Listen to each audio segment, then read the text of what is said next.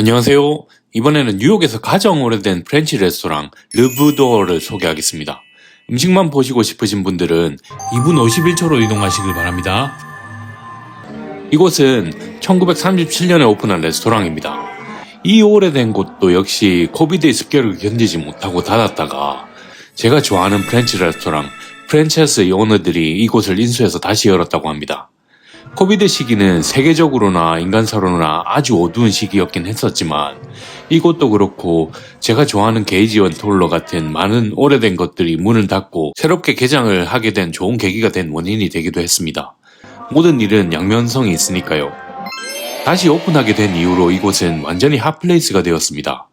뉴욕에서 가장 오래된 프렌치 레스토랑이라는 명성에다 예전 이곳의 메뉴들을 다시 잘 살려내가지고 사람들의 좋은 평들이 이어지고 있습니다. 그리고 이 영상을 만들고 있는 2024년 10월 말 현재 뉴욕에서 예약하기 가장 힘든 곳 중 하나입니다. 그리고 이런 클래식한 분위기의 핫플레이스는 나이가 좀 있으신 분들이 많아요. 이분들도 예약 시간 5분 전에 컴퓨터 앞에 앉아가지고 막 새로 고침하면서 클릭하고 막 이랬나? 암튼 르부도어는 금빛 송아지라는 뜻이라고 합니다. 이곳은 역사가 오래된 만큼 유명한 사람들이 단골이었다고 하는데 그레이스 켈리, 시티즌 캔을 제작한 올슨 웰스, 제임스 비어드, 제클린 오네시스 등이 있다고 합니다. 아따 옛날부터 핫플레이스구만 핫플레이스. 르부도어는 mid타운과 업타운 경계 부분 즈음 동쪽에 위치하고 있고 전철으로 접근하기 아주 좋은 위치에 있습니다. 초록색 4번, 5번, 6번, 노란색 NRQW, 주황색 FM, 파란색 E 이렇게 많은 전철으로 갈 수 있습니다. 여기의 위치에 따라 조금 걸어야 되는 곳도 있기는 하지만 뉴욕은 걸어야 제맛 아닙니까? 외부에 간판 같은 것도 없고 가게 이름이 적혀진 태그 하나만 딱 붙어 있습니다. 이곳은 오래된 곳인 만큼 그렇게 실내가 넓지는 않지만 예스러운 분위기를 그대로 가져가고 있습니다. 이곳의 메뉴는 프리픽스로 $125의 3가지 코스로 되어 있습니다. 일반 레스토랑들에 비해 가격이 그리 싼 편이 아닙니다. 에피타이저와 디저트를 $30씩 친다고 해도 메인은 $65니까요. 그래도 저는 이곳의 음식을 보여주는 게 목표니까 2인분의 메뉴에다 에피타이저 하나를 더 시켜보았습니다. 메뉴들을 보니까 맛있을 거란 느낌이 딱 오는 것들이 아주 많았습니다. 첫 번째로 오프 젤리를 받았어요. 엄청 이쁘게 생겼습니다. 젤리 안에 계란의 노른자 안쪽이 흐르도록 맛깔나게 아주 잘 삶아진 반숙으로 삶은 계란이 들어있어요. 겉을 둘러싼 젤리는 조금 신맛이 나는데 짠맛도 조금 섞여 있습니다. 계란만 먹으면 노른자 냄새가 조금 나는데 젤리랑 같이 먹으면 냄새가 싹 잡힙니다. 두 번째 에피타이저는 폼 수플리 캐비아라고 적혀 있는데 캐비아가 있진 않고 연어알이 들어있습니다. 과자 향이 엄청 고소하고 안에는 비어있는 공갈반 스타일인데 얇고 바삭합니다. 신맛이 나는 크림 프레쉬에다가 찍어 먹으면 둘의 맛의 밸런스가 좀 잡히긴 하는데 신맛이 뒤에 남는 맛입니다. 바삭바삭한 과자를 씹고 있는데 생설 알이 중간에 톡톡 터지는 식감이 괜찮은 에피타이저입니다. 맛있었어요. 미쳤다.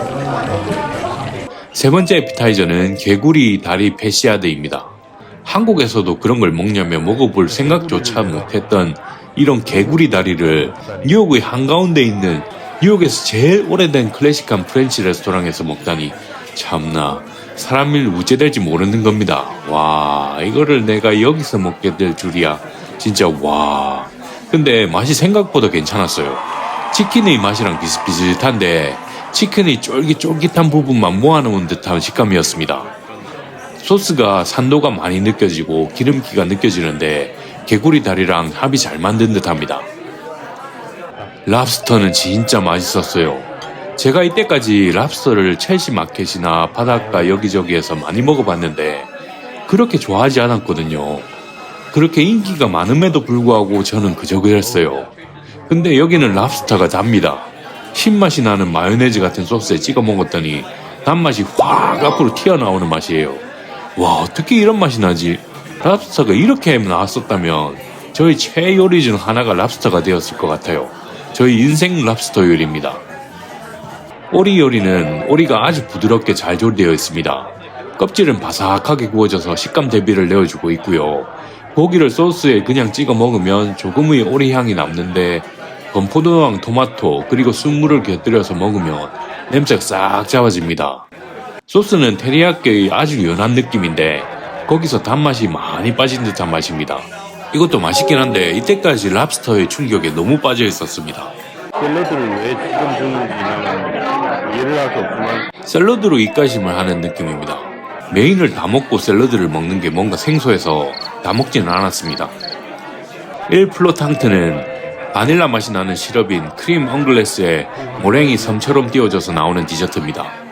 부드럽지만 아주 조금의 단단함이 느껴지는 모랭이 조금 부드럽게 만든 마시멜로의 느낌인데 입속에 들어가자마자 녹아요.